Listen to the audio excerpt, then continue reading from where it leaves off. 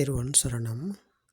அதிகௌரவத்துக்குரிய எங்களுடைய கல்யாண மித்ர குருநாதர் புத்தோத்பாதோ ஆரியன் வான்சவின் பாத நமஸ்காரம். இப்போ நாங்கள் பார்ப்போம் சத்திய ஞானம், கிருத்திய ஞானம், கிருத்தக் ஞானம் என்கிற இந்த த்ரிவித்யாவை பற்றி. அதாவது வித்யா என்பது அறிவியல், அவித்யா என்பது அறியாமை. அப்போ இந்த வித்யா என்கிற இந்த அறிவியலை பெற்றுக்கொள்ளும் விதத்தை, இந்த வழியைத்தான் பகவான் புத்தர் அவர்கள் போதிக்கிறார்கள். அப்போது இதற்கு இன்னும் ஒரு பெயரை கூறுகிறார்.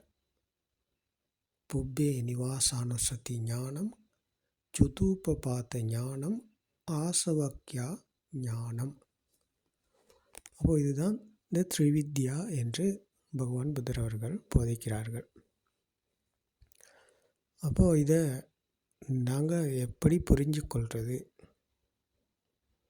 நாங்கள் எப்படி இந்த பயணத்தை மேற்கொள்வது என்ற விளக்கமும், இதை விளக்கமாகவும் தெளிவாகவும் பார்ப்போம், எப்படி இதை புரிந்து கொள்வது என்பதை. அப்போது இந்த த்ரிவித்யா என்கிற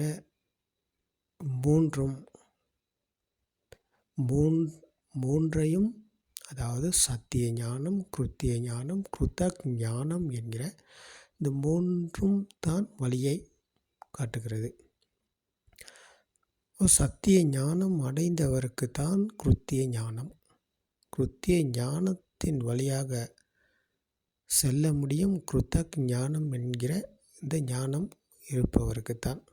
அதை பற்றி தான் நாங்கள் இன்றைக்கி இதை தெளிவாக விளக்கமாக போதனை செய்ய பார்க்குறோம். அப்போது சத்திய ஞானம் அடைவதற்கு அவர் அந்த புப்பே நிவாசானுசதி ஞானம் தேவைப்படுகிறது. அதாவது மனம் உருவான விதம் பற்றி, ஆன்மா உருவான விதம் பற்றி அவர் முதலில் தர்ம போதனையில் தெரிந்து கொள்ளுகிறார். இந்த சத்திய தர்ம போதனையில் அவர் கேட்டு தெரிந்து கொள்ளுகிறார். என்ன அப்படின்னு பார்த்தா, பகவான் புத்தர் அவர்கள் போதித்த இந்த தத்துவம் பற்றி.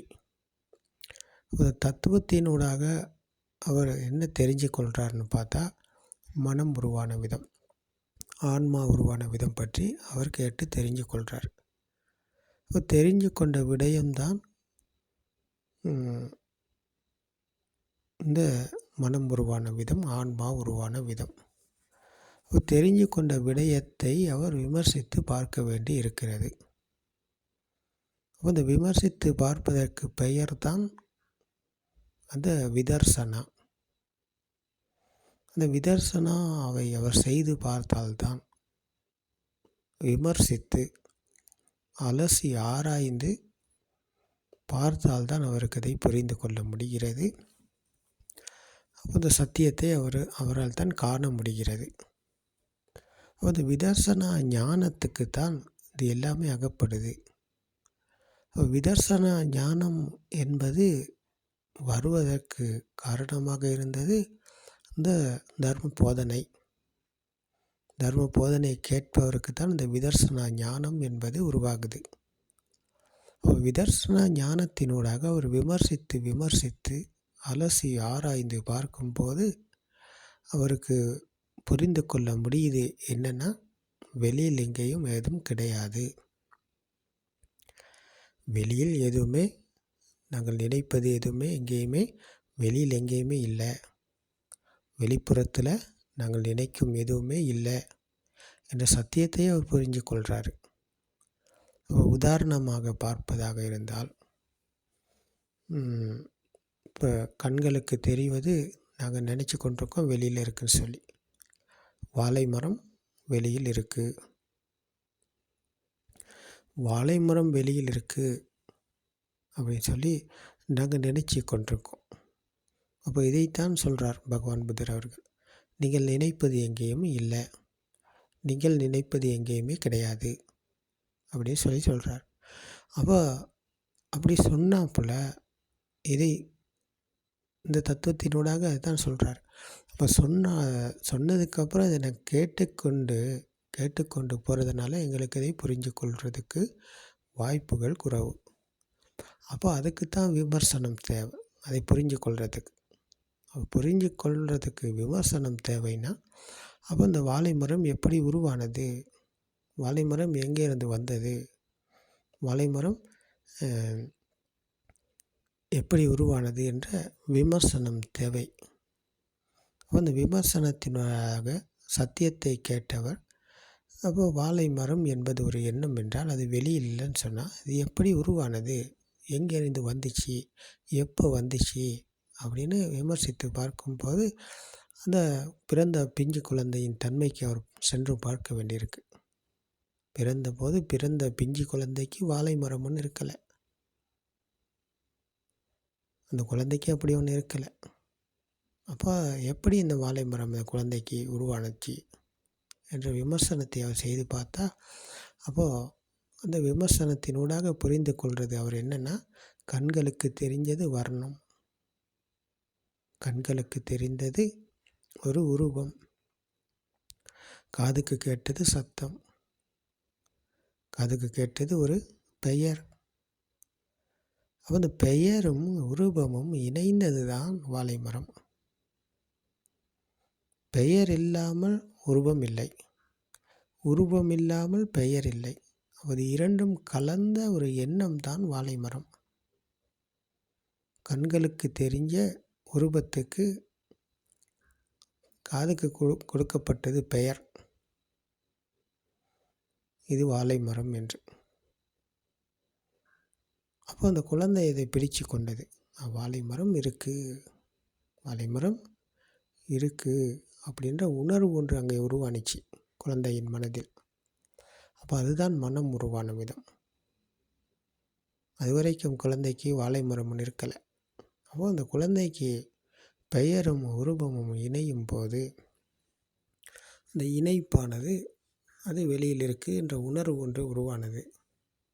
அது உருவான உணர்வுக்குள் அந்த குழந்தை பிடித்து கொண்டது, வாழை மரம் இருக்குது, வாழை மரம் உண்மையாக இருக்குது அப்படின்ற உணர்வு அங்கே உருவானதன் பிறகு அந்த உணர்வுக்குள் அந்த குழந்தை பிறந்தது. குழந்தை அப்போதான் பிறந்தது, அந்த உணர்வுக்குள் தான் குழந்தை பிறந்தது. அதுவரைக்கும் குழந்தை ஒன்று அங்கே இருக்கலை.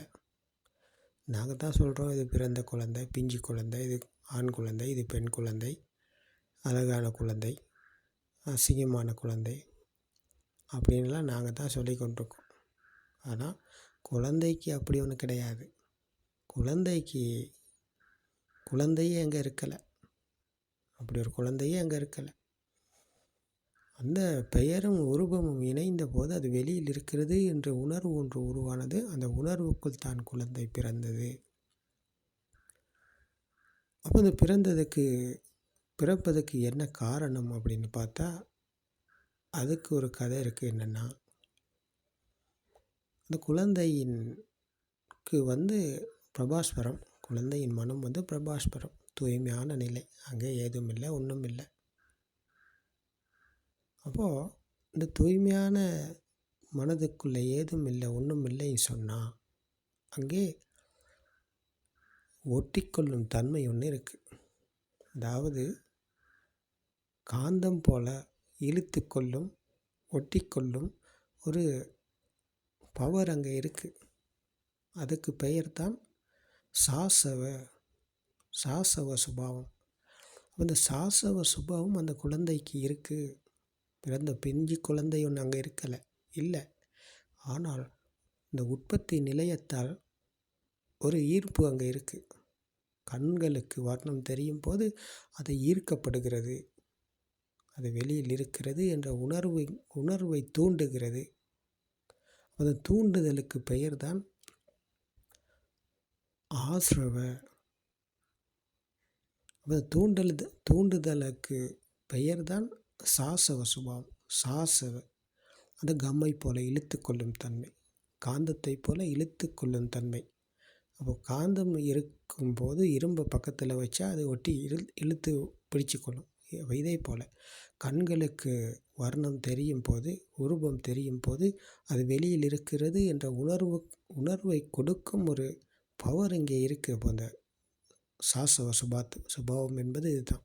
அப்போ இந்த சாசவ சுபாவத்தினால தான் இங்கே ஆஸ்ரவ என்ற அந்த உணர்வு உருவானது. அந்த ஆஸ்ரவன் என்பது தான் அந்த உணர்வு வெளியில் இருக்கிறது என்ற உணர்வு வந்தது இந்த ஆஸ்ரவ என்ற சுபாவம். அப்போ அது வரைக்கும் இந்த சத்தமும் வர்ணமும் ஒரு பெயரும் உருவமும் இணையாத வரைக்கும் பிறந்த குழந்தைக்கு ஒன்றுமே இருக்கலை, ஏதும் இருக்கலை. அப்போ அது ஏதும் இல்லாட்டி ஒன்றும் இல்லாட்டி அப்போ அங்கே சாசவ சுபாவம் இருந்தது, அது ஒட்டி கொள்ளும் தன்மை இருந்தது, காந்தம் போல் இழுத்து கொள்ளும் தன்மை இருந்தது. அப்போது இந்த சமூகத்தில் அம்மா என்ற பெயரை கொடுக்குறாங்க கண்களுக்கு தெரிந்த உருவத்தை காட்டி. கண்களுக்கு தெரிஞ்ச உருவத்தை காட்டி பெயரை கொடுக்குறாங்க, நான் அம்மா என்று. அப்போ அந்த அம்மா என்ற பெயரும் உருவமும் இணைகிறது அங்கே. அப்போ இணைந்த போது அதை பிடித்து கொள்கிறது இந்த குழந்தை. அங்கே அது இரண்டும் ஒட்டி கொள்ளுது. அந்த காந்தம் போல் இது இரண்டும் இங்கே ஒட்டி கொள்ளுது. அது ஒட்டி கொண்ட போது அது வெளியில் இருக்கிறது என்று அந்த குழந்தை உணருது. அப்போ அந்த உணர்வுக்குள் தான் அந்த குழந்தை பிறக்குது. அப்போ இந்த பிறப்பு சம்பவம் இங்கே தான் நடக்குது என்று பகவான் புத்தர் அவர்கள் போதனை செய்கிறார்கள். அப்போ இதுதான் பிறப்பு. இந்த மனதில் தான் அந்த குழந்தை பிறக்கிறது. இந்த ஆன்மா என்ற திருஷ்டிக்குள்ளே தான் அந்த குழந்தை பிறக்குது. அது வரைக்கும் குழந்தை ஒன்று அங்கே இருக்கலை. அப்போ இதுதான் பிறப்பு, இதுதான் மனம் உருவான விதம், இதுதான் ஆன்மா உருவான விதம் என்று பகவான் புத்தர் அவர்கள் போதிக்கிறார்கள். அப்போ சாசவ சுபாவம், இந்த ஆஸ்ரவ சுபாவத்துக்கு காரணம் சாசவ சுபாவம், அதாவது ஒட்டிக்கொள்ளும் தன்மை. காந்தம் போல் ஒரு பவர் இருந்ததுனால அது கண்களுக்கு தெரிந்ததும் காதுக்கு கேட்டதும் இணையும் போது அது வெளியில் இருக்கிறது என்று உணர்ந்தது அந்த குழந்தை. அப்போது இந்த உணர்வுக்குள் தான் அப்போ குழந்தை பிறந்தது என்றால், அப்போ அந்த குழந்தைக்கு கண்களுக்கு இன்னும் சத்தத்தை கொடுக்குறாங்க, வர்ணத்தை காட்டி பெயரை கொடுக்குறாங்க, உருவத்தை காட்டி பெயரை கொடுக்குறாங்க. அப்போ அந்த பெயரும் உருவமும் இணைகிறது. அப்போ இணைய இது இரண்டும் இணைய அப்போ வெளியில் எல்லாமே இருக்குது என்ற உணர்வு அந்த குழந்தைக்கு உருவாகுது. அது கொஞ்சம் கொஞ்சமாக வளரும் போது, குழந்தை பெரியாள் ஆகும்போது மொண்டிசோரிக்கு கொண்டுகிட்டு போகிறாங்க. மொண்டிசோரில் வச்சு என்ன சொல்கிறாங்கன்னா, டீச்சர் இது மாம்பழம், இது வாழைப்பழம், இது அன்னாசிப்பழம், இது தோடம்பழம் என்று கண்களுக்கு அந்த உருவத்தை காட்டி காதுகளுக்கு பெயரை கொடுக்குறாங்க. அப்போது இந்த பெயரும் உருவமும் இரண்டும் இணைந்து தான் அப்போ மாம்பழம், வாழைப்பழம், தோடம்பழம், அன்னாசிப்பழம் எல்லாமே உருவானது இப்படித்தான். அப்போது இது வெளியில் இருக்குது அப்படின்னு அந்த சத்தமும் வர்ணமும் இணைந்த பொருள் வெளியில் இருக்குது, வெளிப்புறத்தில் எல்லாம் இருக்குது அப்படின்ற உணர்த்துறாங்க. உணருது அந்த குழந்தை. அப்போ உணர்ந்து அதை உணர்வுக்குள் பிடித்து கொள்ளுது. அப்போ அதை கையில் பிடிச்சி காட்டுறாங்க, இது வாழைப்பழம், இது வாழைப்பழம் என்று டீச்சர் காட்டுறாங்க.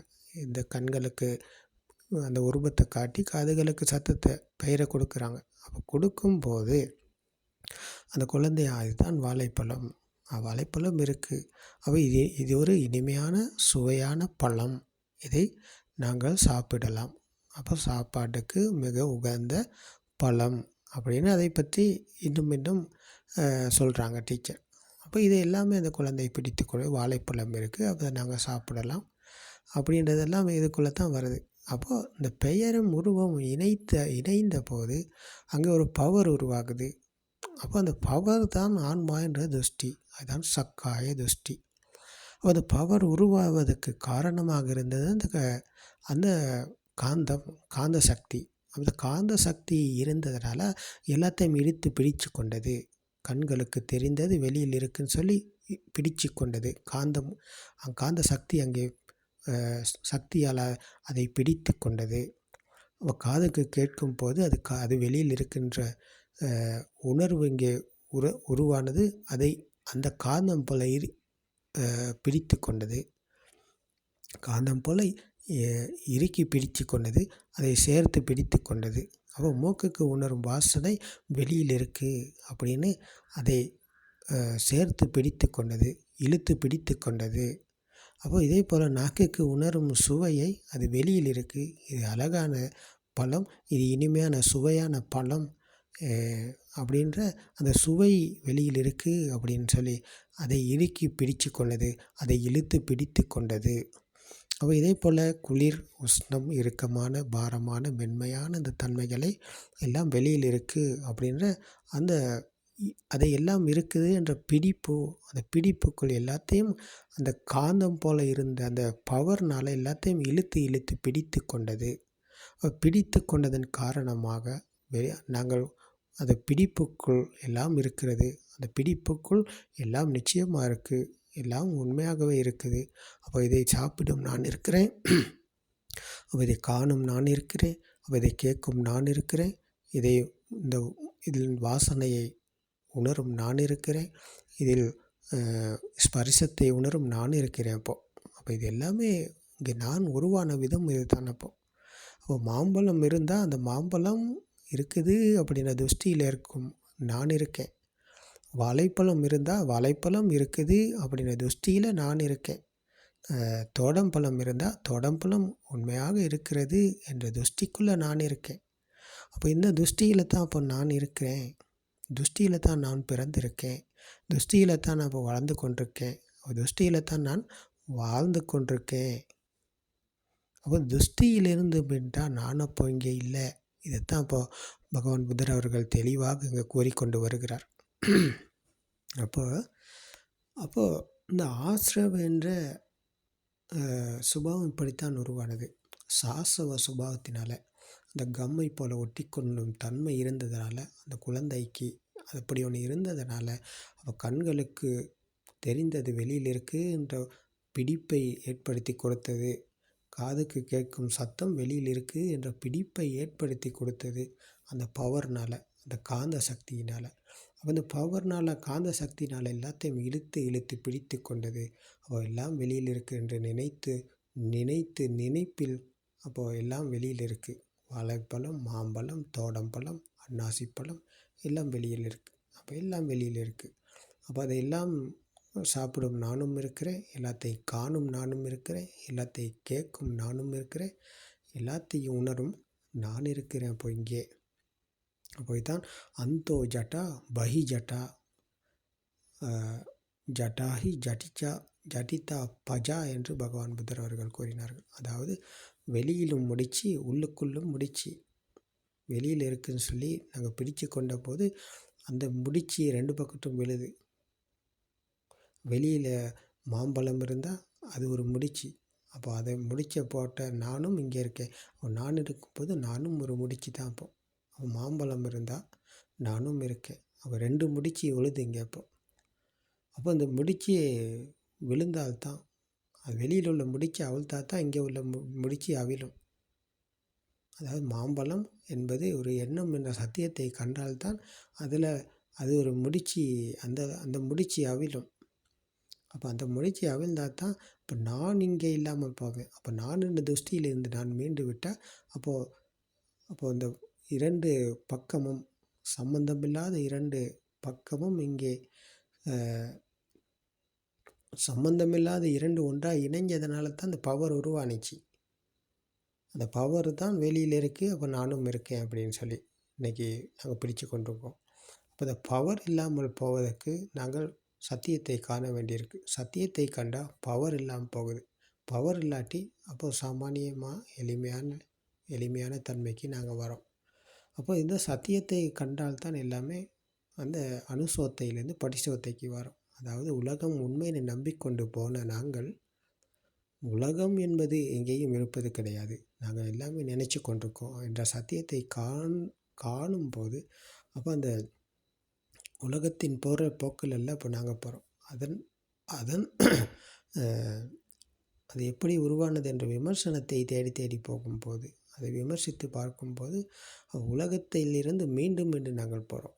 அப்போ இதுதான் ஆற்றிலிருந்து மேல் நோக்கி போன சுபாவம். மற்றவர்கள் எல்லாமே உலகம் உண்மையை நம்பி போகும் மனிதர்கள் எல்லாமே ஆற்றின் பள்ளத்தை நோக்கி அடித்து கொண்டு போவது போல் போகிறாங்க.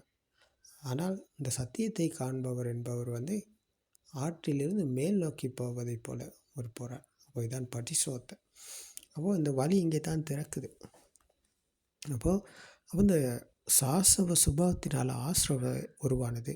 ஆசிரவ என்பது தான் கெலேஸ், ராக, தேச, மோக என்ற ஆசை, கோபம், மாய். இப்போ இந்த ஆசை, கோபம், மாய்க்கு இங்கே தான் நாங்கள் உள்ளானோம், அடிமையானோம்.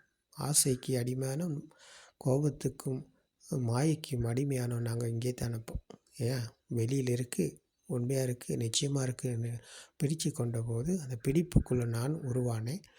நான் உருவானதற்கு பிறகு அப்போது மாம்பழம் அதை நான் ஆசைப்படுறேன். அது கிடைக்கலன்னா கோபப்படுறேன். அப்போ இந்த ஆசை, கோபம், மாயைக்கு என்ன காரணம்னு சொல்லி பார்த்தா இந்த அறியாமையிலிருந்து தான் மீளத்தான் இந்த அறிவியலை, இந்த திரிவித்யா என்கிற அறிவியலை பகவான் புத்தர் அவர்கள் போதிக்கிறார்கள். இந்த திரிவித்யா என்ற 3 சத்திய ஞானம், கிருத்திய ஞானம், கிருத்தக் ஞானம் என்கிற சத்தியத்தை காண்பவருக்குத்தான் சத்திய ஞானம் அடைய முடியுது. அப்போது இந்த சத்தியத்தை விமர்சித்து நடைமுறையில் கையாள்பவர் சத்திய ஞானம் அடைகிறார். சத்திய ஞானம் அடைந்தவருக்கு வெளியில் மாம்பழம் ஒன்று எப்போவுமே அவர் கிடைக்காது. அவருக்கு என்றைக்குமே அவர் மாம்பழத்தை அவர் கண்டதும் இல்லை. மாம்பழம் என்ற மாம்பழத்தை அவர் சாப்பிட்டதும் இல்லை. மாம்பழத்தை அவர் அனுபவித்ததும் இல்லை. மாம்பழம் என்பது ஒரு எண்ணம் மட்டுமே, அதுவும் உண்மை இல்லை என்ற சத்தியத்திற்குள் அவர் வந்தபோது அவருக்கு எப்போவுமே மாம்பழம் இனி உண்மையாகாது. மாம்பழம் இனி அவருக்கு என்றைக்குமே அவருக்கு உண்மையாகாது. ஏன்னா மாம்பழம் என்பது ஒரு எண்ணம், அது எங்கேயும் இருப்பது கிடையாது. அப்போ அதை நாங்கள் நினச்சிக்கிட்டு இருக்கோம், இது வெளியில் இருக்குது, உண்மையாக இருக்குது, நிச்சயமாக இருக்குது, சத்தியமாக இருக்குதுன்னு சொல்லி நாங்கள் நினச்சிக்கிட்டு தான் இருந்திருக்கோம் இவ்வளோ காலமாக. அப்போ அந்த அறியாமையிலிருந்து நாங்கள் மேலும் வழிக்கு வரோம். அப்போ இதுதான் சத்திய ஞானம். வழிக்கு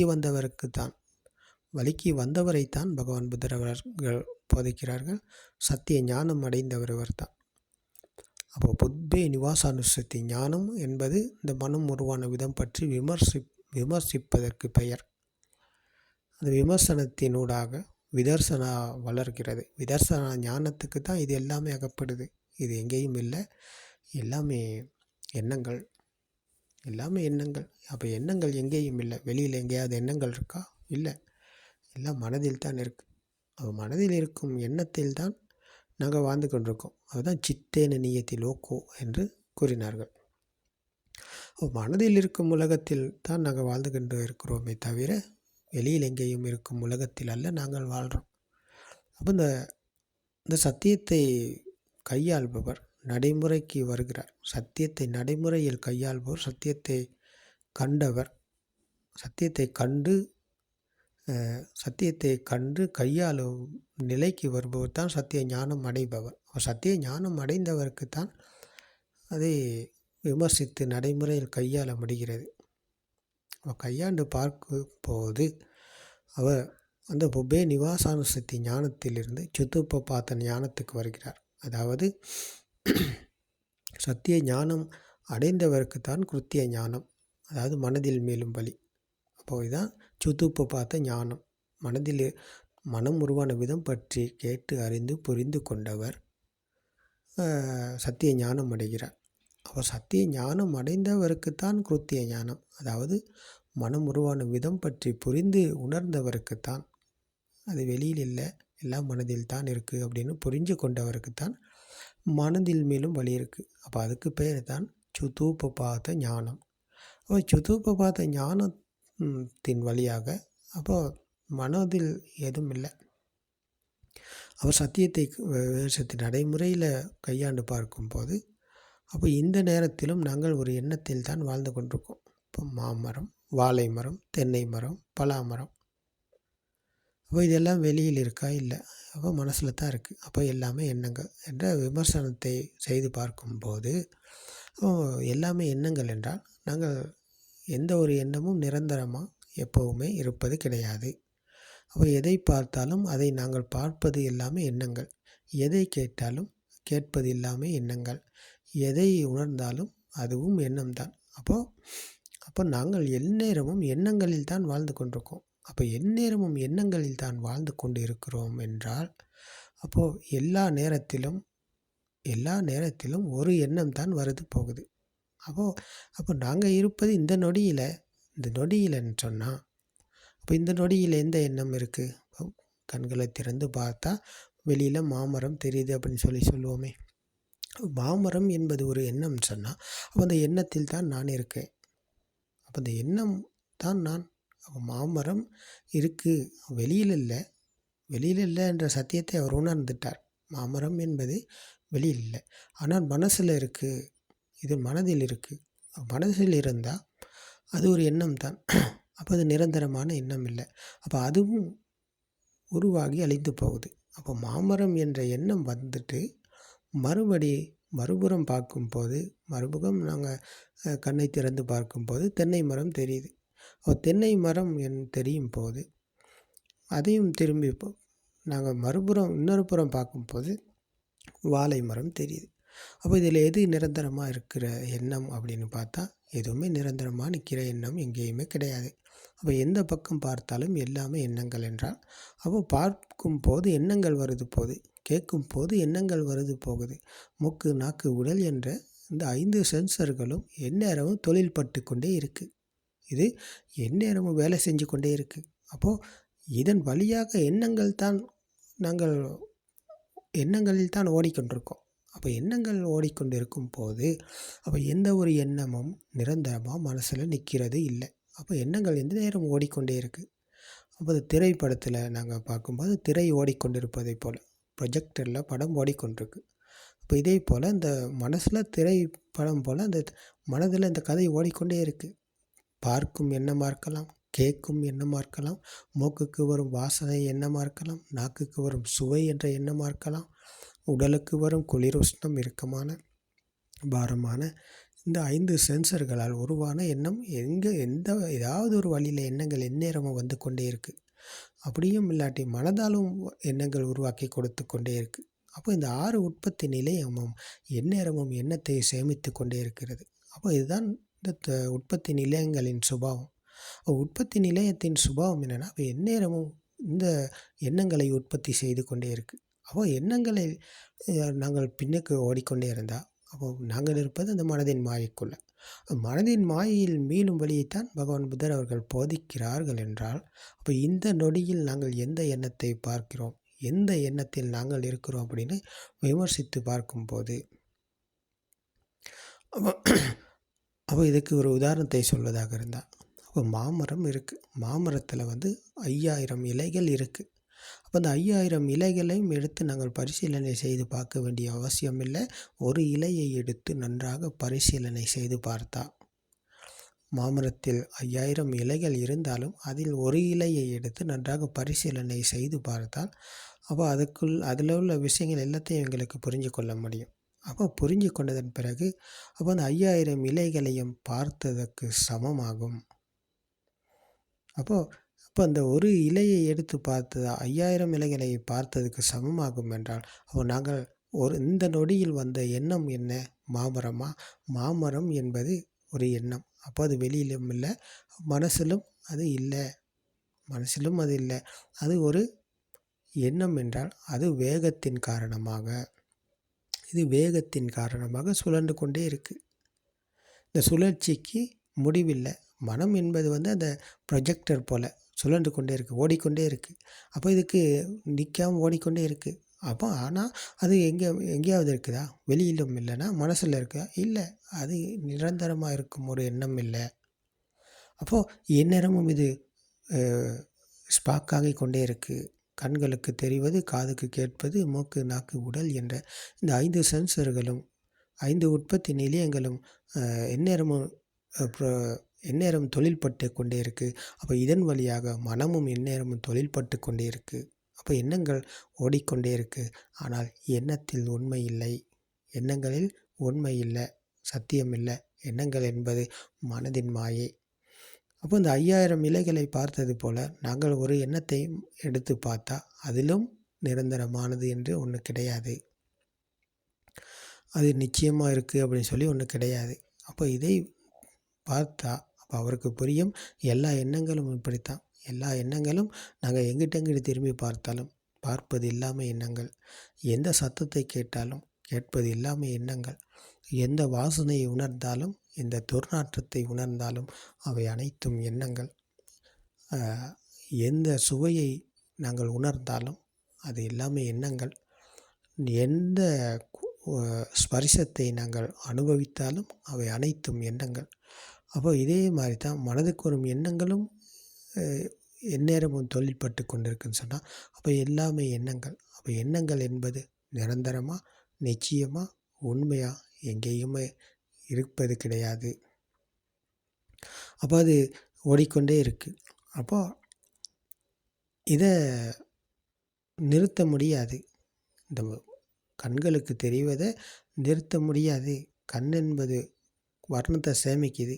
அப்போ அதை கண்ணை மூடிக்கிட்டு இருக்க சொல்லி பகவான் புத்தர் அவர்கள் சொல்லலை. கண்ணை திறந்து பார், அதில் விமர்சித்து பார்.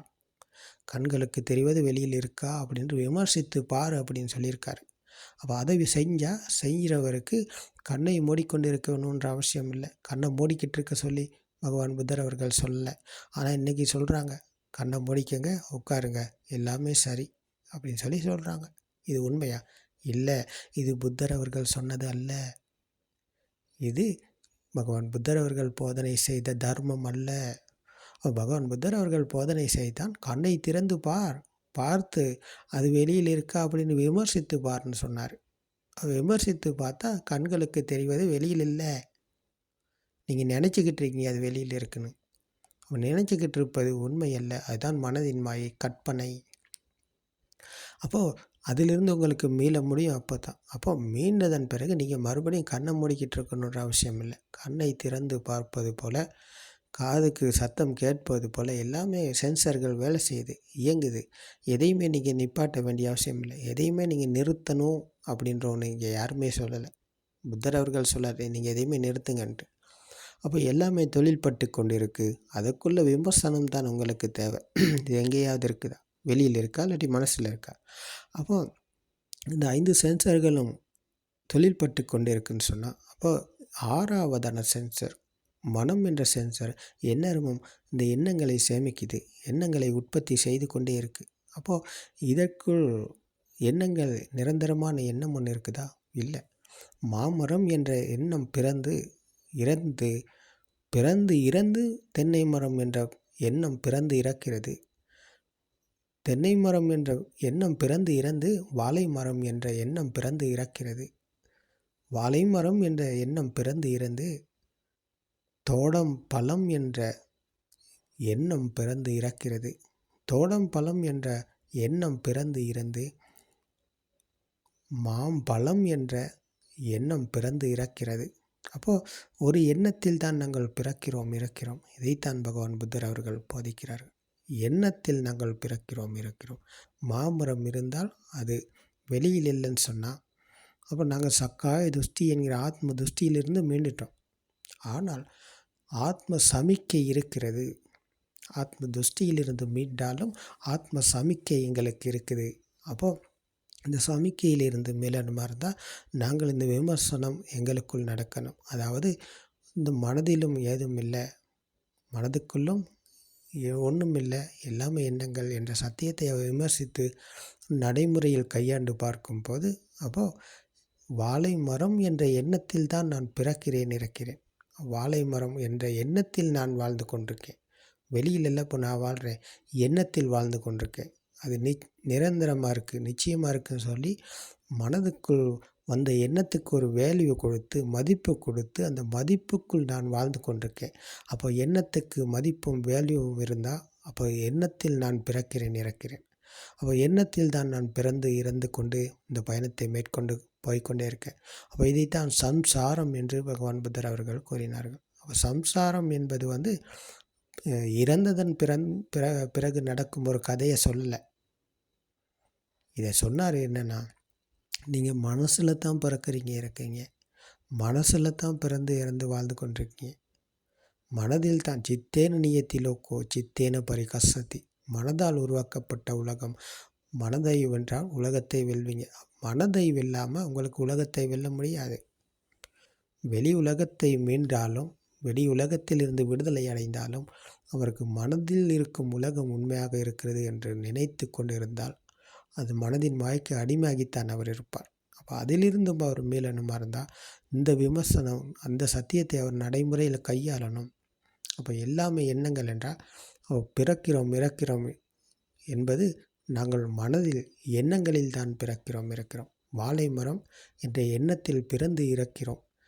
தென்னை மரம் என்ற எண்ணத்தில் பிறந்து இறக்கிறோம். மாமரம் என்ற எண்ணத்தில் பிறக்கிறோம் இறக்கிறோம். பிறப்பு இறப்பு என்ற சம்பவம் இதுதான். எண்ணத்தில் தான் நாங்கள் பிறந்து இறந்து கொண்டு இந்த பயணத்தை மேற்கொண்டு போய்கொண்டே இருக்கோம். அப்போ இந்த சத்தியத்தை நடைமுறையில் கையாண்டு பார்க்கும்போது, அப்போ எண்ணங்களில் நாங்கள் பிறக்கிறோமா இருக்கிறோமா? இல்லை, எந்நேரமும் இருப்பது இந்த இந்த நொடிக்குள் மட்டும்தான். இந்த நொடியில் எந்த எண்ணம் வருதோ அந்த நொடியில் தான் நாங்கள் இருக்கிறோம். அப்போ இதுதான் இந்த சத்தியத்தை புரிந்து கொண்டதன் பிறகு அவர் நொடிக்குள் விழித்து கொள்ளுகிறார். அவர் நொடிக்குள் விழித்து கொண்டவருக்கு எந்த நேரமும் ஒரு எண்ணம் தான் வந்து போய்கொண்டிருக்கு. இப்போ நாங்கள் இறந்த காலத்தை பற்றி நினைத்து எண்ணினாலும், அப்போ இந்த நொடிக்கு அது ஒரு எண்ணம் மட்டும்தான். நாங்கள் சின்ன காலத்தில் நான் இப்படி இருந்தேன், இப்படியெல்லாம் இருந்தேன், இப்படியெல்லாம் எனக்கு நண்பர்கள் இருந்தாங்க, ஸ்கூலுக்கு போனேன், பாடம் படித்தோம், விளையாண்டோம், ஆற்றுல போயிட்டு குளித்தோம், அந்த மாதிரி கிரிக்கெட் விளையாட போயிருக்கோம். அந்த மாதிரி அந்த கதைகள் எல்லாமே இந்த நொடிக்கு ஒரு எண்ணம் தான். நாங்கள் எதை சொன்னாலும், எதை கற்பனை பண்ணி பேசினாலும், எதையெல்லாம் நினச்சி சொன்னாலும் இந்த நொடிக்கு அது எல்லாமே ஒரு எண்ணம் மட்டும்தான். அப்போது அது வந்து இறந்த காலமா? இல்லை, இந்த நொடிக்கு ஒரு எண்ணம் தான். அப்போ இதை காண முடியாது, சத்தியத்தை உணராது அவருக்கு. அவர் நினச்சிக்கிட்டு இருப்பார், நான் சின்ன காலத்தில் இப்படியெல்லாம் இருந்தேன் அப்படின்னு சொல்லி அவர் அந்த மனோலோகத்தில் வாழ்ந்து கொண்டிருப்பார். அதுதான் மனதால் உருவாக்கப்பட்ட உலகம். ஆனால் சத்தியத்தை புரிந்த அவருக்கு இந்த நொடிக்குள் வரும் எண்ணத்தில் தான் நான் வாழ்ந்து கொண்டிருக்கேன். அதிலும் உண்மை இல்லைனா, இந்த நொடியில் வரும் எண்ணத்திலும் உண்மை இல்லைனா, அந்த மாமரத்தின் இலைகளை பார்த்தது போல் 5000 இலைகள் இருந்தாலும் அதில் ஒரு இலையை நான் எடுத்து பரிசீலனை செய்து பார்த்தால் அதிலும் உண்மை இல்லை, அதிலும் சத்தியம் இல்லை என்ற உணர்வுக்குள் அவர் விழித்து கொள்ளும்போது அப்போது அந்த எண்ணத்துக்கு வேல்யூ இல்லாமல் போகுது. எண்ணங்களுக்கு வேல்யூ இல்லாமல் இந்த நொடிக்கு வரும் எண்ணத்துக்கு வேல்யூ இல்லைன்னு சொன்னால், அப்போ அடுத்த நொடிக்கு வரும் எண்ணத்துக்கு வேல்யூ வருமா?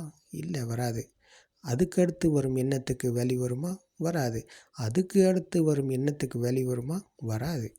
காரணம் என்னென்னா, அந்த 5000 இலைகளையும் பார்த்ததுக்கு சமமாக நாங்கள் அந்த ஒரு இலையை பார்க்கிறோம். அப்போது எல்லா எண்ணமும் இப்படித்தான். அம்மாவாக இருக்கலாம், அப்பாவாக இருக்கலாம், வீடாக இருக்கலாம், காசாக இருக்கலாம், தங்கமாக இருக்கலாம், மாளிகையாக இருக்கலாம், பங்களாவாக இருக்கலாம், வாகனமாக இருக்கலாம், யாராக இருந்தாலும் எதுவாக இருந்தாலும் எல்லாமே எண்ணங்கள். அப்போ எண்ணங்கள் இல்லாமல் வெளியில் இல்லை, மனசிலும் இல்லைன்னு சொன்னால், அப்போது இது வெறும் அந்த சாமானியமான ஒரு விஷயமாக அவருக்கு தோன்றும். அந்த உணர்வை கையாளும் போது, இந்த சத்தியத்தை அவர் கையாளும் போது, நடைமுறையில் கையாளும் போது, அவர் சாதாரணமான ஒரு விஷயம்தான் அவருக்கு. இது ஒரு பெரிய விஷயமே கிடையாது. அவர் சாதாரணமான விஷயமாக அவருக்கு இதை உணரும் போது, அந்த உணர்வுக்குள் அவர் வெளிச்சு கொள்ளும் போது, அப்போ இதுதான் கிருத்திய ஞானம். மனதுக்கு வரும் எண்ணங்களில் இந்த நொடியில் வரும் எண்ணத்திலும் உண்மை இல்லை என்ற சத்தியத்தை அவர் விமர்சித்து நடைமுறையில் கையாளும் போது, அப்போ இந்த நொடியிலும் அவர் இல்லாமல் போகிறார். இந்த நொடிக்குள்ளும் வரும் எண்ணத்திலும் அவர் இல்லை. அப்போதான் சுதூபபாத ஞானம். இதுக்கு பேர் தான் சுதூபபாத ஞானம் என்று பகவான் புத்தர் அவர்கள் கூறினார்கள். இந்த நொடியில் வரும் எண்ணத்திலும் உண்மை இல்லை என்ற சத்தியத்தை விமர்சித்து பார்க்கும்போது அவருக்கு உணரத் தோணுகிறது, உணர்கிறார், அவர் சத்தியத்தை உணர்கிறார். அப்போ இதுதான் அந்த சுத்துப்புபாத ஞானம். அப்போது இதுதான் பகவான் புத்தர் அவர்கள் போதித்தார்கள்.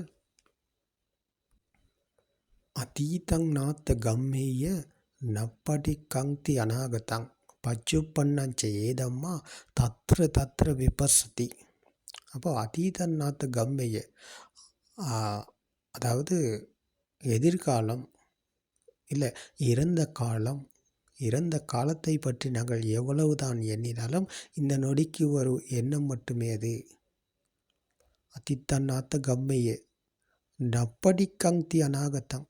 அப்போது அது அநாகத்து, அதாவது எதிர்காலம் இன்னும் வரவே இல்லை. ஆனால் நாங்கள் அதை பற்றி எண்ணிக்கொண்டிருக்கோம். எதிர்காலத்தை நாங்கள் யாருமே எதிர்காலத்தில் இப்படி தான் வாழ்கிறோன்னு நாங்கள் எண்ணிக்கொண்டு இருக்கமே தவிர, எதிர்காலத்தில் நான் இப்படி இருக்கணும், இப்படி வீடு கட்டணும், இப்படி வாழணும், இவ்வளோ வாகனம் எடுக்கணும், பெரிய பங்களாவில் வாழணும், இவ்வளோ சொத்து சுகம் சேர்க்கணும் அப்படின்னு சொல்லி நாங்கள் நினச்சி கொண்டு இருக்கோமே தவிர எதிர்காலத்தில் யாருமே வாழலை. அப்போ எல்லாமே மாயை. அப்போ இந்த சத்தியத்தை காண்பவர், சத்தியத்தை கையாள்பவர், அப்போது இறந்த காலத்திலும் இல்லாமல் எதிர்காலத்திலும் இல்லாமல் இந்த நொடியில் வரும் எண்ணத்தை சத்தியத்தை கண்டு, இந்த நொடிக்குள் வரும் எண்ணத்தை சத்தியத்தை கண்டு அதில் மீண்டு போகும்போது அதீதன்னாத்த கம்மைய நப்படி கங்தி அநாகத்தங் பச்சு பண்ணஞ்ச ஏதம்மா தத்ர விபசதி. அப்போது இந்த சத்தியத்தை விமர்சித்து நடைமுறையில் கையாண்டு பார்க்கும்போது இந்த நொடிக்குள் வரும் எண்ணத்திலும் உண்மை இல்லை, இந்த நொடியில் வரும் எண்ணத்திலும் உண்மை இல்லை என்ற சத்தியத்துக்குள் அவர் சத்தியத்தோடு இணைந்து விழிப்புணர்வோடு விழித்து கொள்ளும் போது அப்போ எண்ணத்துக்குள்ள வேல்யூ இல்லாமல் போகுது, எண்ணத்துக்குள்ள பவர் இல்லாமல் போகுது. அந்த எண்ணத்துக்கு மீண்டும் அவர் அகப்பட மாட்டார் என்றார். இதுதான் சத்தியத்தை உணர்ந்த சுபாவம். அப்போ இதுதான் அந்த சுத்துபபாத ஞானத்தின் வழியாக ஆசவக்கியா ஞானம் என்ற சுபாவம் இவருக்குத்தான் உணர முடிகிறது. அதாவது ஆசவக்கியா ஞானம் என்பது தான் இந்த நொடியிலும் உண்மை இல்லை, இந்த நொடியில் வரும் எண்ணத்திலும் உண்மை இல்லை என்ற சத்தியத்தை உணர முடிகிறது என்றால் அந்த உணர்வுக்கு பெயர் தான் ஆசவக்கியா ஞானம். அப்போ அது எல்லாமே இந்த ஞானத்துக்கு தான் அகப்படுகிறது. அப்போது ஞானம் என்று கூறுவது எல்லாமே அந்த உணர்வு தான். இப்போ சத்திய ஞானம் அடைந்தவர் வெளியில் இல்லை, எல்லாமே மனம்தான் என்ற சத்தியத்தை உணர்கிறார். அப்போ அந்த உணர்வுக்கு பெயர் சத்திய ஞானம். அதுவே மனதில் மேலும் வழியில் அவர் பயணம் மேற்கொள்ளும் போது, நடைமுறையில் சத்தியத்தை கையாளும் போது எண்ணங்கள் வருது போகுது. அப்போ எண்ணங்களிலும் உண்மை இல்லை, இந்த நொடியிலும் உண்மை இல்லை, இந்த நொடிக்குள் வரும் எண்ணத்திலும் உண்மை இல்லை என்ற சத்தியத்தை அவர் விமர்சித்து பார்க்கும்போது அப்போ எல்லா எண்ணங்களும் வருது போகுதுன்னு சொன்னால் அதுக்கு வேல்யூ இல்லை, மதிப்பு இல்லை, பெருமதி இல்லாமல் போகுது. அப்போது அதுக்குள்ள அந்த பவர் அழிந்து போகுது.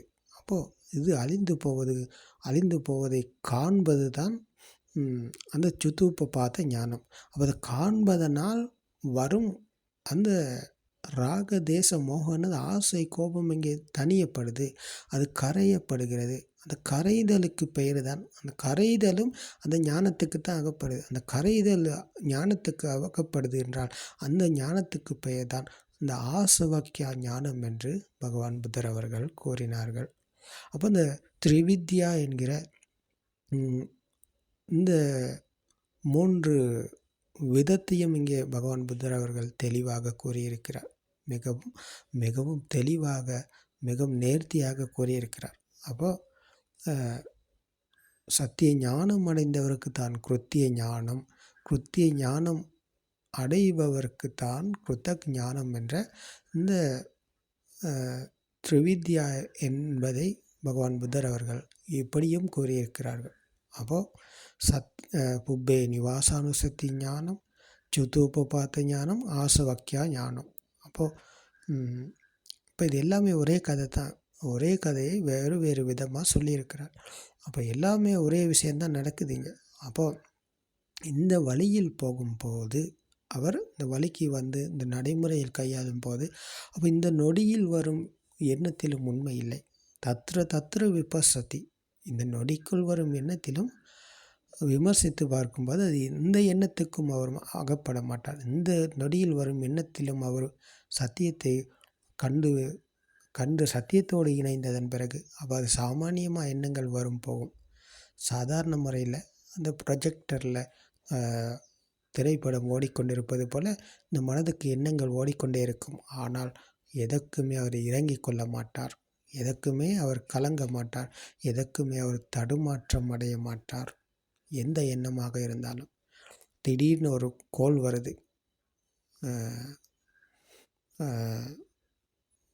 மகன் உங்களுடைய அம்மா கொஞ்சம் அவசரமாக ஹாஸ்பிட்டலில் அட்மிட் பண்ணியிருக்கோம், திடீர்னு ஒரு விபத்து நடந்து போச்சு, நீங்கள் ஒன்றும் மனசில் பயத்தை ஏற்படுத்தி கொள்ளாதீங்க, திடீர்னு ஒரு ஆக்சிடெண்ட் ஆகிடுச்சு, அதனால் இந்த ஹாஸ்பிட்டலில் அட்மிட் பண்ணியிருக்கோம், முடிஞ்சால் கொஞ்சம் சீக்கிரமாக வாங்க அப்படின்னு சொல்லி உங்களுக்கு கோல்னு வருது. அப்போ அந்த கோல் நீங்கள் ஆன்சர் பண்ணி கழிச்சதுக்கப்புறம் சாதாரணமான மனிதன் ஐயோ அம்மாவுக்கு என்ன நடந்துச்சு, இதான் நடந்துச்சுன்னே தெரியலையே, ஏன் இப்படி ஒரு திடீர்னு என்ன நடந்திருக்கும், அப்படியே ஒரு பதற்றம், குழப்பம், பெரிய ஒரு பயம், பெரிய ஒரு குழப்பத்துக்குள்ளாகி தடுமாறி பயத்துக்குள்ளாகி அந்த மாதிரி பெரிய எண்ணங்களுக்கு முகம் கொடுப்பார் சாமானியமான மனிதர். ஆனால் இந்த சத்தியத்தை புரிஞ்சு கொண்டவருக்கு அதே கோல் வந்துச்சுன்னு சொன்னால் அவர் என்ன செய்வார்னு சொன்னால் அதே மாதிரி தான் இவரும் நடந்து கொள்வார். அப்போ எல்லாமே நடக்கும் வழக்கம் போல். அப்படியா, எந்த ஹாஸ்பிட்டலில் அட்மிட் பண்ணியிருக்கீங்க, என்ன நடந்திருக்கு அப்படின்லாம் விசாரிப்பார். அப்போது இதெல்லாம் விசாரித்து கொண்டு ரைட் நான் டக்குன்னு வாரேன் அப்படின்னு சொல்லி அவர் பயணத்தையும் போவார். ஆனால் அங்கே பதற்றம் இருக்காது, எல்லாமே நடக்கும். பதற்றம் இல்லை, தடுமாற்றம் இல்லை, பயம் இல்லை, ஆரவாரம் இல்லை, எந்த ஒரு குழப்பமுமே இல்லை, எல்லாமே தெளிவாக செய்வார் அவர். எல்லாமே தெளிவாக இருக்கும் அவருடைய வேலைகள் எல்லாமே, பயணம் எல்லாமே, அவருடைய பேச்சு எல்லாமே தெளிவாக இருக்கும். அப்போ இதுக்கு காரணம் என்னென்னா அவர் சத்தியத்துக்குள் இருக்கிறார். அப்போ இது எல்லாமே எண்ணங்கள். அப்போ எண்ணங்களில் உண்மை இல்லை என்றால் அம்மாவாக இருந்தாலும் அது ஒரு எண்ணம், ஆக்சிடென்ட் என்றாலும் அதுவும் ஒரு எண்ணம், என்ன நடந்தாலும் ஒரு எண்ணம். அப்போது எண்ணங்களில் உண்மை இல்லை என்றால் அவரும் அந்த சாமானியமான மனிதனை போலத்தான் நடந்து கொள்வார். ஆனால் இவர் எதையுமே இறங்கி பிடித்து கொள்ள மாட்டார். இறங்கி பிடித்து கொள்ளும் தன்மையில் இல்லாமல் சாமானியமாக நடந்து கொள்வார்.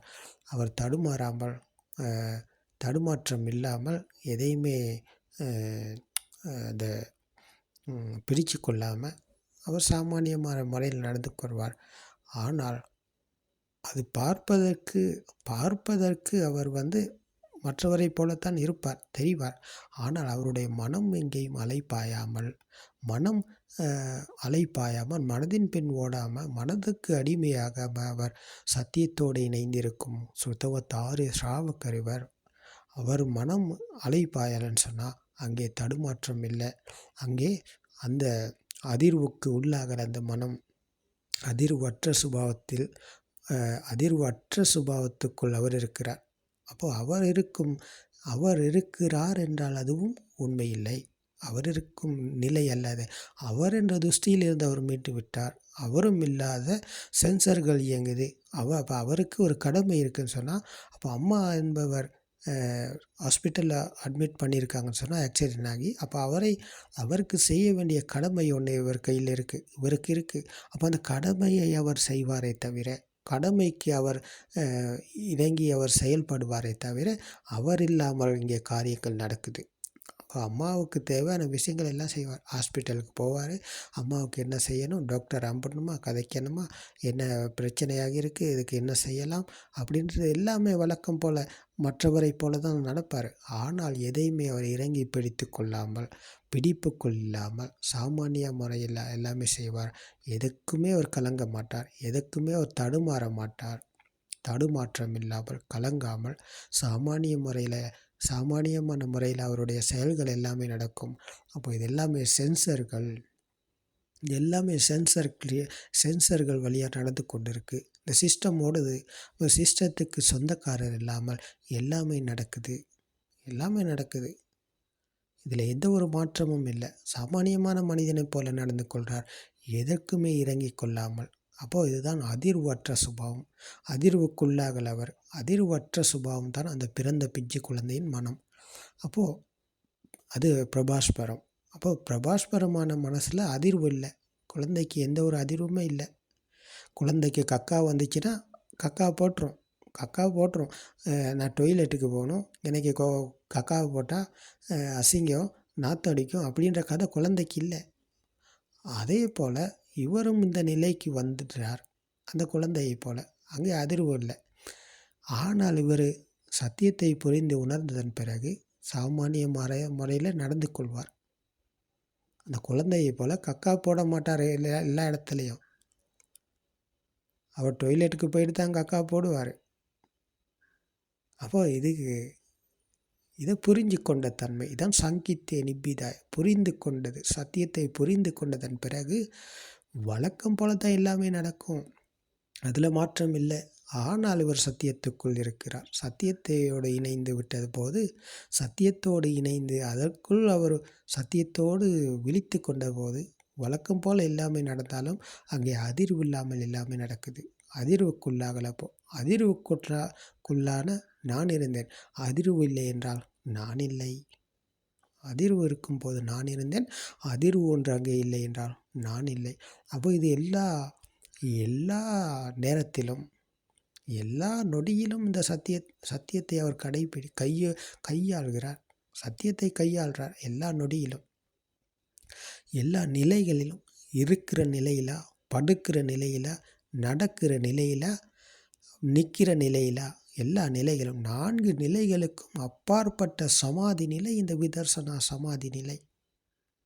அப்போ இந்த விதர்சனா சமாதி என்பது அனிமித்த சமாதி.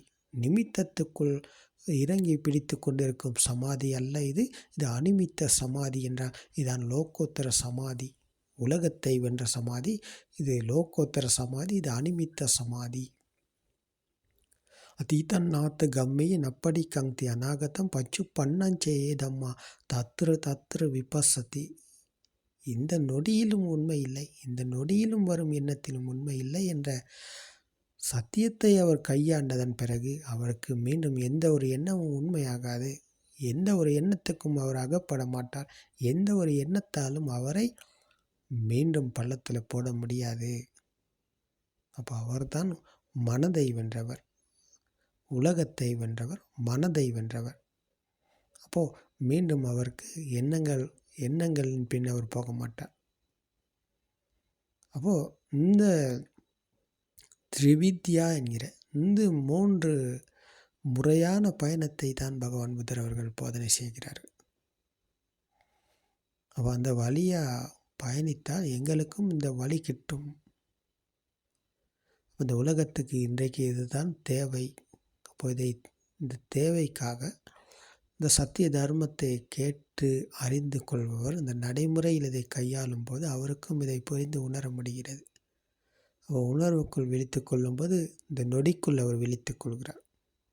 இந்த நொடி மட்டும்தான், ஒரு நொடி மட்டும்தான் என்கிறது அது நிமித்தத்துக்குள்ள சமாதி அல்ல. இது அனிமித்த சமாதி. எல்லா நேரத்திலும் இந்த நொடிக்குள் தான் அவர் இருக்கிறார். அப்போ அவர் உட்கார்ந்துக்கிட்டு கண்ணை மூடினதுக்கப்புறம் வர சமாதி அல்ல இது.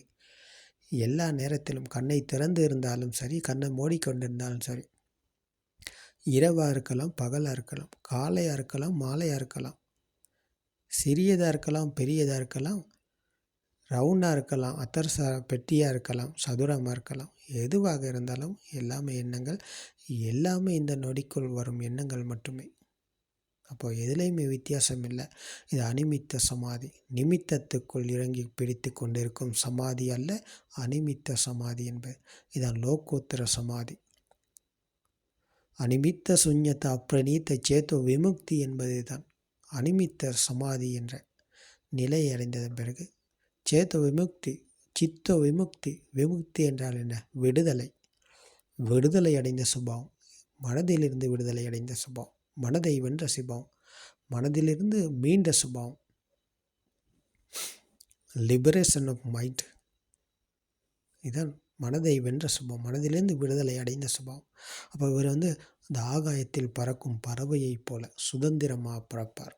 சுதந்திரமான பறவை போல பறப்பார். ஏன்? இவருக்கு ஒரு எல்லை இல்லை. ஜாதி மத பேதம், மொழி, இனம், அந்த ஜாதி இந்த ஜாதி, மேல் ஜாதி கீழ் ஜாதி, படித்தவர் படிக்காதவர், ஏழை பணக்காரர் அப்படின்ற ஒரு எல்லை இல்லை இவர்கிட்ட. எல்லா எல்லையும் கடந்து, எல்லாத்தையும் கடந்து அந்த சிறகு அடித்து பறக்கும் பறவையைப் போல சுதந்திரமாக பறப்பார். எங்கேயுமே இவருக்கு ஒரு எல்லை இல்லை. எல்லை போட யாராலும் முடியாது. இவர்தான் உலகை வென்றவர், மரணத்தை வென்றவர், புத்த சுபாவம் அடைந்தவர். இந்த புத்த சுபாவத்துக்குள் ஒருவர் இல்லை, ஏதும் இல்லை, ஒன்றும் இல்லை என்றால் அப்போ நானும் இல்லை. அப்போ நானும் இல்லை என்றால் இதுதான் புத்த சுபாவம். அப்போ புத்த என்றால் ஒருவர் அல்ல. புத்தர் என்பது ஒருவர் அல்ல. உலகை வென்றவர், மரணத்தை வெல்கிறார் என்றால் அதுதான் புத்த சுபாவம். அப்போ புத்த சுபாவத்தை அடைந்த ஒருவர் இருக்கிறாரா? இல்லை. அப்போ நீங்கள் இதை கேட்டு புரிந்து உணர்ந்து பிரத்யக்ஷம் அடையும் போது நீங்கள் புத்த சுபாவம் அடைகிறீங்க. புத்த சுபாவம் அடைந்த நீங்கள் இருக்கீங்களா? இல்லை. அப்போது நான் இருந்து கொண்டு புத்த சுபாவம் அடைய முடியாது. என்னில் நான் மீள்வது, என்னில் நான் விடுதலை அடைவதற்கு பெயர் தான் புத்த. அப்போ சத்தியத்தை புரிந்து உணர்ந்தவருக்கு பெயர் தான் புத்த. சத்திய தர்மத்துக்கு பெயர் தான் புத்த. அப்போ இது எல்லாமே நன்றாக பொருந்துகிறது. இதில் எங்கேயுமே பொருத்தமற்ற நிலை என்று ஒன்று கிடையவே கிடையாது. எல்லாமே நன்றாக பொருந்துகிறது. அப்போ இது ஆச்சரியம் இல்லையா? இது அற்புதம் இல்லையா? இது காம்பீரம் இல்லையா? ஆச்சரியம். ரொம்ப அற்புதமான ஒரு இது 2500 வருடங்களுக்கு பிறகு இன்னைக்கு இது கேட்குதுன்னு சொன்னால் ஆச்சரியம், அற்புதம். இந்த பொக்கிஷம், இது மாபெரும் மாணிக்க ரத்தினம். இதை வழங்கினது எங்களுடைய குருநாதர் அவர்கள். இந்த உலகத்துக்கே இன்றைக்கு காணிக்கையாக்குகிறார். இன்றைக்கு காணிக்கையாக கிடைக்கிறது என்றால் அது எங்களுடைய குருநாதர் அவர்களால் போதனை செய்யப்படுகிறது. அப்போ அதற்கு நாங்கள் கடமைப்பட்டிருக்கிறோம். எங்களுடைய குருநாதர் அவர்களுக்கு இந்த போதனைகள் அத்தனையும் சமர்ப்பிக்கிறோம். எங்கள் கையில் எதுவுமே இல்லை. எல்லாமே எங்களுக்குன்னு ஒன்றுமே தேவையப்படாது. எதுவுமே எங்களுக்கு அப்படி ஒன்று கிடையவே கிடையாது, தேவையப்படாது. எல்லாமே எங்களுடைய குருநாதர் அவர்களுக்கு சார வேண்டியிருக்கிறது. அதான் எங்களுடைய கடமை. நாங்கள் ஒரு இடத்துலேருந்து எதையாவது எடுத்துக்கொண்டேன்னு சொன்னால் அந்த மனிதாபிமானம் எங்களுக்கு தேவை. அந்த மனிதாபிமானம் மிக்க மகத்துவம் தேவை. அப்போது எங்களுடைய குருநாதர் அவர்களுக்கு இந்த அத்தனையும் நாங்கள் இந்த போதனைகள் அத்தனையும் சமர்ப்பிக்கிறோம். உங்களுக்கு எது காணிக்கை அளிக்கிறோம் சுவாமி. அப்போ நீங்களும் இதை கேளுங்க. தொடர்ந்து கேட்டு வந்தீங்கன்னு சொன்னால் உங்களுக்கு நிர்வாணம் அடைவது என்பது மிச்சம் தூரம் இல்லை, ரொம்ப கிட்ட. அப்போ நீங்கள் கேட்டு வந்து நடைமுறையில் கையாளும் போது உங்களுக்கு நிர்வாணம் என்பது கையில் தான் இருக்குது, வேற எங்கேயும் இல்லை. நீங்கள் இருக்கிற இடத்துல, நீங்கள் நிற்கிற இடத்துல, நீங்கள் நடக்கிற இடத்துல, நீங்கள் இருக்கிற இடத்துல, நீங்கள் படுக்கிற இடத்துல உங்களுக்கு நிர்வாணம் இருக்குது. அப்போது அதை உங்களால் பிடிக்க முடியும். பிடிச்சிக்கொண்டு சொன்னால் அதுவே உங்களுக்கு இந்த பிறப்பு இறப்பு என்ற துன்பகரமான பயணத்திலிருந்து மீண்டு விடுதலை அடைய உங்களுக்கும் இந்த சத்திய தர்மம் தான் துணையாக இருக்கும். அப்போ அதற்கு வாங்க, இந்த புத்தோத்பாத போதனையில் கேளுங்க. கேட்டு விமர்சித்து நடைமுறையில் கையாண்டு சத்தியத்தை புரிந்து உணர இந்த சத்திய தர்மம் உங்களுக்கும் துணையாக இருக்கும். திருவன் சரணம்.